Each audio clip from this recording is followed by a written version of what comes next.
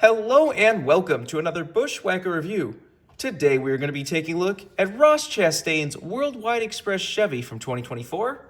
So let's take a look at the box. Once again, you just have the generic Lionel Racing box, NASCAR Cup Series, Trackhouse Racing, there's a render of the car right there, standard finish. A total 504 of these things, NASCAR Cup Series, standard finish. Got the same stuff on the back of the box, register your car, Lionel Garage, and you of course have your copyright and such on the bottom of the box. Here is the car itself. The car that was his primary in 2023 and now is only like 5 or 6 races in 2024 with the addition of Busch coming on the team. I think there's a lot of people that didn't even realize this car came back this year for Ross. So you remember in 2023, both of his wins that season were in this paint scheme. But I said he only ran it like, it was really random races. Like I said, he only ran it like, I think 6 times the whole year. And now it seems like they're gone entirely for 2025. Looks like they might be going to Colleague because they did randomly sponsor Allmendinger at like Homestead at the end of the year this past season. So maybe that was kind of a test run for them to sponsor Colleague cars for 2025. Just have to wait and see on that. They just need to be gone from all the Trackhouse cars, not just Ross.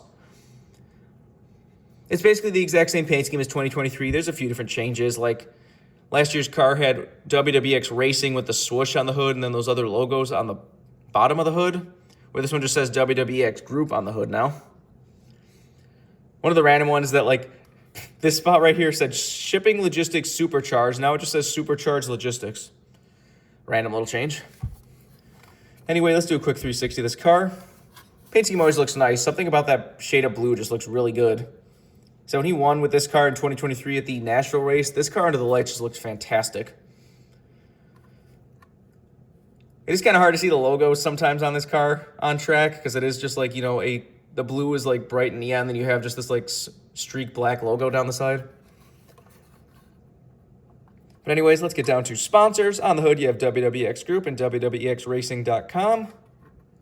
Got a little piece of like flash or something on the splitter there. Got Trackhouse and number 1 on the front bumper. Got Worldwide Express, Supercharged Logistics down the side. Got your Busch Light logo right there. And you have Jockey, Moose, and Kubota on the back of the car.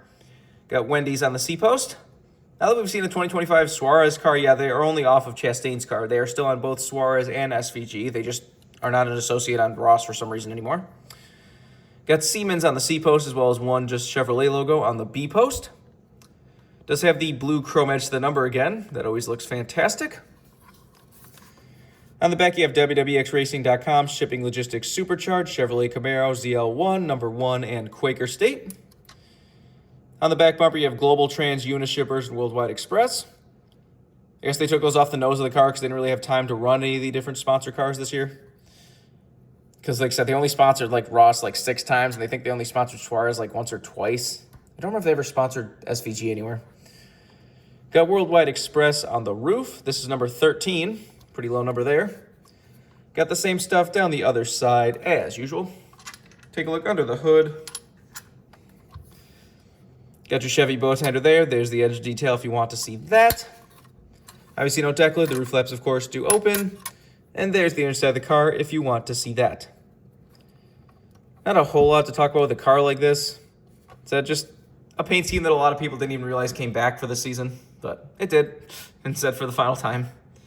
Said Ross really didn't have that great of a season. He missed the playoffs. He didn't win until the fall Kansas race when he finally won with the Kubota car. Said he just had kind of an off season this year. Trackhouse in general just had kind of an off season this year. Hopefully some things change around now that they have SVG and Cup on the team full time. Just have to wait and see on that one. Project 91 is apparently coming back. There's been rumors circulating there might be Helio Castroneves in the Project 91 car at Daytona for the 500. If that rumor is true, that could be really cool. See how Helio does in a NASCAR stock car. I guess he finally got the promise from the SRX guy from a couple years ago. After he won the like race or whatever, he said that like the WW or the SRX guy promised Helio that he was going to get in the Daytona 500, and that clearly still hasn't happened. So maybe that finally happened. I don't know.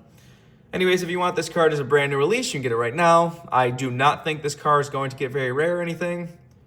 Said there's already a standard 2023, 2 race versions, now a standard 2024. Like, I don't think this car is going to be a kind of fly off the shelf type car.